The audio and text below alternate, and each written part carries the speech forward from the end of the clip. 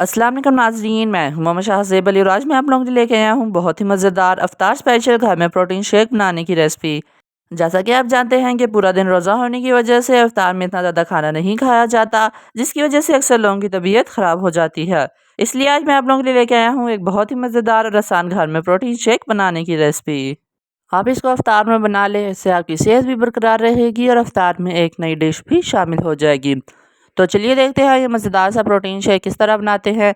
इसको बनाने के लिए हमें किन चीज़ों की ज़रूरत है और इसको बनाने के क्या स्टेप्स है। तो शुरू करते हैं आज की ये वीडियो।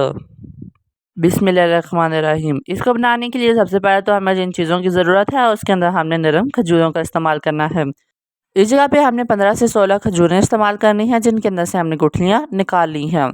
इसके बाद हम लोगों ने तकरीबन 15 से 16 ही बादाम के दाने इस्तेमाल किए हैं और साथ हमने थोड़ा सा खोबरा ले लिया है, जिसको बिल्कुल बारीक पीसेस में हमने कट कर लिया है। ये 3 चीज़ें रेडी करने के बाद अब हमने इन तीनों को एक बाउल में डाल देना है। तीनों चीज़ों को हमने एक बाउल में डाल देना है या फिर किसी गहरे बर्तन में डालना है और फिर इसके अंदर हमने 1 कप दूध शामिल करना है। दूध शामिल करने के बाद अब हमने इनको तकरीबन 1 रात के लिए भिगो के रख देना है। अगर आपने इफ्तारी में बनाना है तो आप इसको सहरी में भिगो के रख दें और फिर सुबह जाकर बना लें।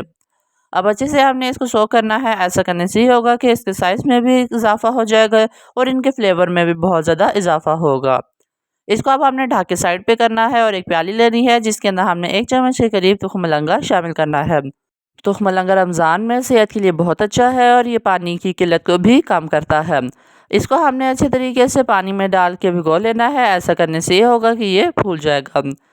पानी में भिगोने के बाद हमने इसको भी अब रेस्ट दे लेनी है और जब शरबत बनाना है उस टाइम हम लोगों ने इसको फिर से इस्तेमाल कर लेना है। इस जगह पे हमने इसको भी ढक कर साइड पे कर देना है। तो नाज़रीन, इस जगह पे तकरीबन 3 से 4 घंटे गुजर चुके हैं। आप देख सकते हैं कि इन सारी चीज़ों की साइज़ में इजाफा भी हो गया है और ये देखने में भी नरम हो चुकी हैं।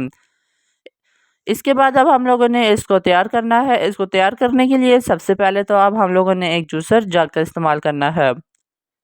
जूसर जग में फिर हमने ये सारी चीज़ें शामिल कर देनी है। इसमें डालने से ये सारी चीज़ें आसानी से मिक्स भी हो जाएंगी और इसके अंदर कोई मोटा पीस भी बाकी नहीं रहेगा। इसके बाद अब आपने इसको फुल बिल्कुल इसके अंदर ब्लेंड कर लेना है। उसको ब्लेंड करने के बाद हमने एक सॉस पैन लेना है, जिसके अंदर ये सारा हम लोगों ने डाल देना है। अच्छे तरीके से सॉस पैन में इसको डालने के बाद हमने इसी जग के अंदर तकरीबन 1 लीटर के करीब दूध डालना है। क्योंकि ब्लेंड करने की वजह से थोड़ा सा मटेरियल नीचे ही चिपक गया था, इसलिए हमने उस जग के अंदर दूध डाल के इसके अंदर फिर शामिल कर लेना है। अच्छे से अब हमने फ्लेम को नीचे से ऑन करना है और इसको थोड़ी देर बॉयल होने देना है। अगर आप लोग शरबत डायरेक्ट बनाना चाहते हैं तो आप इसके स्टेप करने की ज़रूरत नहीं है, इसके बगैर भी ये आपके मज़े का बन जाएगा। लेकिन अगर आप लोग इसको इस तरह पका के बनाएंगे तो ये और भी मज़ेदार बनेगा और इसके फ्लेवर में भी बहुत ज़्यादा इजाफा होगा। अब अच्छे से हमने इसको पकने देना है जब तक इसके अंदर बॉयल नहीं आ जाता। इस वक्त तक हमने एक और प्याली लेनी है, जिसके अंदर थोड़ा सा नीम गर्म दूध डालना है और इसके अंदर 1 से 1.5 चम्मच के करीब हमने कस्टर्ड पाउडर डालना है। आपकी अपनी मर्ज़ी है, आपने जिस फ्लेवर का ये आप बनाना चाहते हैं उस फ्लेवर का आप इसके अंदर डाल लें। हम लोगों ने यहाँ पे स्ट्रॉबेरी फ्लेवर का इस्तेमाल किया है, जिसको अच्छे तरीके से हमने मिक्स करना है और मिक्स करते हुए इस बात का ध्यान रखना है कि इसके अंदर कोई गुठली भी बाकी ना रहे। इसकी अच्छे तरीके से मिक्सिंग हो चुकी है। तो इस वक्त तक हमारा दूध भी बॉयल हो चुका है। आप देख सकते हैं कि यह बेहतरीन तरीके से बॉयल हो गया है। इस जगह पे इसकी टोटल पकाने को तकरीबन 3 से 4 मिनट लगेंगे। इस वजह से ये दूध ज़्यादा थिक भी नहीं होगा और ये और भी मज़ेदार हो जाएगा। इस जगह पे जब ये बॉयल हो जाए तो इसके अंदर हमने आधा कप के करीब चीनी शामिल करनी है और साथ ही 2 से 3 इसके अंदर इलायची शामिल करके अच्छे तरीके से इसकी मिक्सिंग कर लेनी है। इस जगह पे आपने इस बात का ध्यान रखना है कि इसकी बहुत ज़्यादा पकाई नहीं करनी है कि ये दूध थिक हो जाए। चीनी की अच्छे तरीके से मिक्सिंग करने के बाद जो कस्टर्ड वाला दूध हमने मिक्स किया था वो इसके अंदर डालना है और अच्छे तरीके से हमने इसकी मिक्सिंग कर लेनी है। इस जगह पे दूध ज़्यादा होने की वजह से इसमें कलर तो नहीं आएगा, लेकिन इसके अंदर बेहतरीन सा फ्लेवर आ जाएगा। लेकिन इसका कोई मसला नहीं है। इस जगह पे अगर आप लोग इसके कलर को और इन्हेंस करना चाहते हैं तो आप इसके अंदर तकरीबन 1 से 2 चुटकी के करीब रेड फूड कलर डाल लें। बहुत ज़्यादा दूध होने की वजह से ये रेड नहीं होगा, बल्कि इसका कलर चेंज होकर पिंक हो जाएगा, जिससे ये देखने में और भी मज़ेदार नज़र आएगा।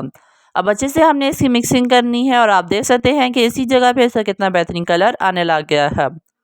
जब इन सारी चीज़ों की मिक्सिंग हो जाए तो मतलब कि ये सब बिल्कुल रेडी हो चुका है। फ्लेम को आपने नीचे से बंद कर देना है और इसको फुल ठंडा होने के लिए रख देना है।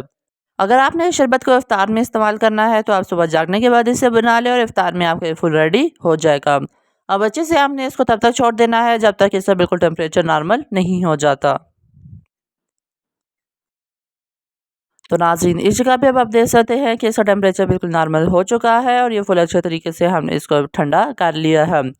इस जगह पे जब ये रेडी हो जाए तो फिर इसके बाद हमने इसके अंदर कुछ और चीज़ें शामिल करनी है, जिसके अंदर सबसे पहले तो हमने इसके अंदर थोड़े से आइस क्यूब शामिल करने हैं, जिससे ये और भी ठंडा होगा और इसका फ्लेवर भी मज़ेदार हो जाएगा।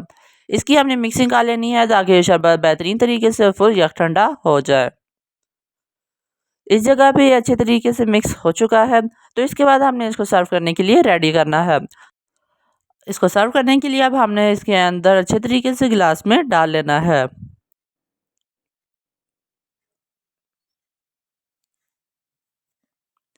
तो नाज़रीन, इस जगह पे अब आप देख सकते हैं कि सर्व करने के लिए हमने 2 गिलास रेडी किए हैं। इसके ऊपर अब हम लोगों ने एक आइसक्रीम का स्कूप डाल लेना है। स्ट्रॉबेरी फ्लेवर में हमने इस शेक को तैयार किया है, इसी वजह से हम लोगों ने इसके ऊपर स्ट्रॉबेरी फ्लेवर की आइसक्रीम ही डाल ली है।